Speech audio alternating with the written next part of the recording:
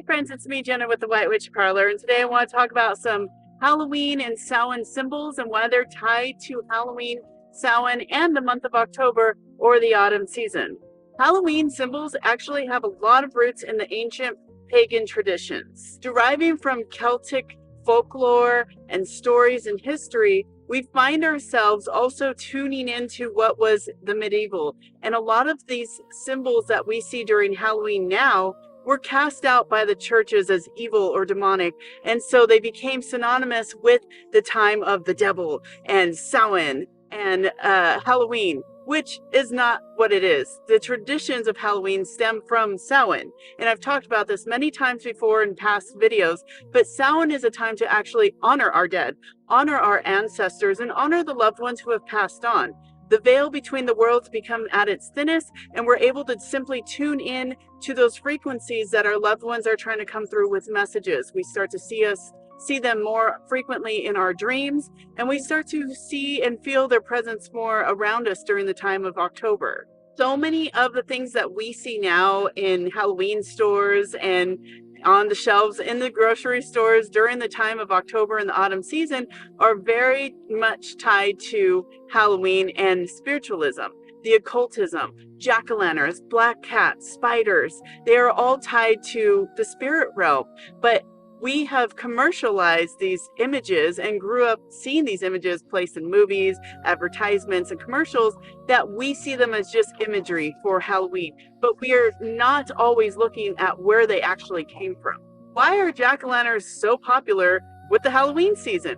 We grow squash around all season long, and it starts to actually come to fruition or time to harvest during late summer. So why are jack-o'-lanterns actually not tied to late summer and instead to Samhain? Originally, Celtic traditions used turnip during the time of Samhain to scare away demonic energies that were lurking while the veil was at its thinnest.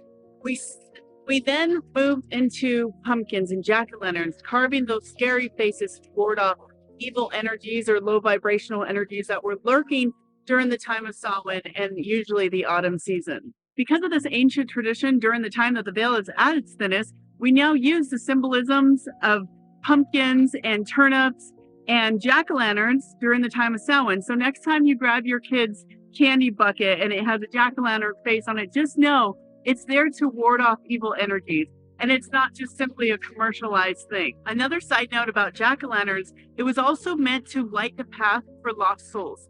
Those who needed a way to find the light, it was a jack-o'-lantern that would guide them there. In modern day, jack-o'-lanterns and pumpkins now serve as a festive decoration. They also bring a lot of color, and the color of orange, just like the fall foliage around in autumn.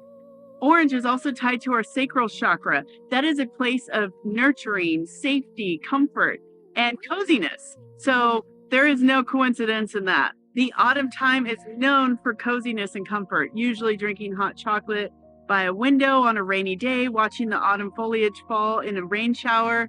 It's all a sense of coziness and cuddling with a blanket.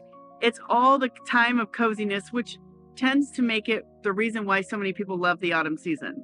Skulls and skeletons, they are the symbol of death and rebirth. They are the reminder that death comes for us all. They are the reminder of our own mortality, and they serve as a symbol of that veil between life and death and the spirit realm, and reminding us that all things must come to an end, and with it there will be new energy that comes forward. Skulls and skeletons remind us of our own mortality. It reminds us of the morbid reality that death does come for everything that is living. Skulls represent that boundary, and they also make a great adornment for your altars and your loved ones. If you find animal bones, things of that nature, using chicken bones even work. Anything that you can find that's naturally found in nature would work on your altar if you're making a Samhain altar, a Day of the Dead or Dia de los Muertos altar, and also an All Souls night or day altar, so that you can represent death and remind yourself and your loved ones that this too will be you. So why not celebrate their life and set up an altar? How easy is it to set out a photo of your loved one who has passed on and a candle for them? It's these simple things that help us remind ourselves that our soul, although lives on, our physical body is not here forever. So in modern day, the skull now is a symbol in Halloween, bones and shaking skeletons. It is a reminder that we also are tuned into the afterlife while the veil is at its thinnest. And it might even be a reminder to go visit your loved ones, go to the cemeteries. Next is witches, especially witches on broomsticks, because back in the medieval time, it was accused that witches were actually riding their broomsticks, if you catch my drift. And we know that ergot, this bread yeast that was being put on the broomsticks at the time for insert adult content here, so that witches could get high and fly on their broomsticks. So they would ride their broomsticks in the night high, and of course it had to be demonized. So the church made it so, and so it got cast out into the time of the devil, which again goes back to Halloween and Samhain. And so now we have that symbolism of witches flying and riding their broomsticks at night, high in the sky, high as a kite in the sky. And so if you see witches on broomstick, now you know where that comes from. Also, just witches in general have become such a strong symbolism, and all witches, usually that you'll see around the Halloween time, are these ugly, decrepit old women with, pointy noses and green skin. And it's to scare you away from what is the natural ability that women have to grow life out of darkness, and herbalism, learning the plants and learning the healing powers of nature, the God-given right that we have for free medicine. So watching pop culture take on an image such as a witch, and specifically a witch flying through the broom, on a broom in the night, is kind of funny when you think about it. We also have the symbolism of things flying across the sky, flying across the moon, also tied to that moon lunar energy. Witches are not spooky, and they don't need to be mysterious. If you know a witch, just ask them. They probably have a ton of knowledge to share with you and would love to share with you if you're interested in learning. The next symbol is black cats. Black cats we see around October a little bit more. I don't think that's a coincidence. I think they are tuned into the veil, and they come out of the woodwork. I, in my own area, start seeing at least 3 or 4 black cats that I don't see around the rest of the year, but suddenly around September and October, here come multiple black cats. Black cats know when the veil is at its thinnest. Black cats are a symbol, or any cat is a symbol of the spirit realm. They can tune into frequencies, spirits, energies that we often don't see. We often don't even feel. They can hear things we're not hearing, and they will stare at something that is clearly not in the room. So because, again, this was demonized as witchcraft, black cats have been kind of put into the pot of, or the cauldron of, Halloween and Samhain, and some people fear black cats. I personally feel like when I come across a black cat, that's a good luck charm for the day. Some people don't feel that way, and again, that is part of your magic. And if you have superstitions that are real to you, then that is real, because it's real in your mind, in your heart. The superstitions are real, and they do work because you're allowing them to work.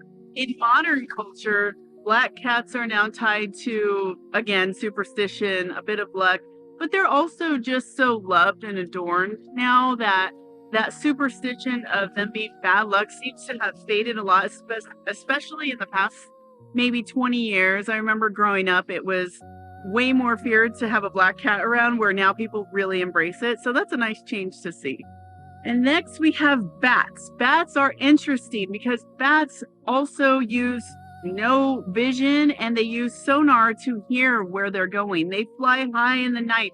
And the ancient Celts believed that the bats were attracted to the Samhain bonfires that were happening. Bats are always tied to darkness because they work in the night. They are nocturnal. And because they were tied to darkness and being nocturnal creatures, they were also tied to actual darkness.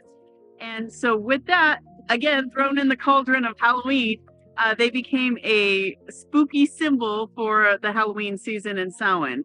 Bats are amazing. Bats remind us that we can hear vibrations that most of us don't acknowledge. In modern symbolism, bats represent mystery and transformation, the ability to see in the darkness. Next up, we have ghosts and spirits. This also ties into the veil being at its thinnest. And if it's at its thinnest, we are able to tune into the frequencies of our ancestors, the messages that they're leaving us in our dreams, or in things being left around the house that we didn't put there, certain smells or scents or words or visions that come to mind. We are so susceptible during the autumn season because the veil is just so much thinner. And so those who normally aren't able to tune into this frequency tend to do it, and often in their subconscious when they're dreaming. Ghosts and spirits remind us of the unfinished business here on Earth, that when we cross over, we might come back to haunt individuals or haunt our old spaces because we simply feel like the work wasn't done yet. So if that reminder reminds you to get out and make your life what you want and what you wish for it, it's a great reminder. In modern culture, it can be spooky or whimsical. We can make it cute for little kids and call them ghosties, or make them really spooky and create whole haunted house shows out of them. Either way, the supernatural is a huge fascination with so many people, even the non-believers, because they want to believe in more.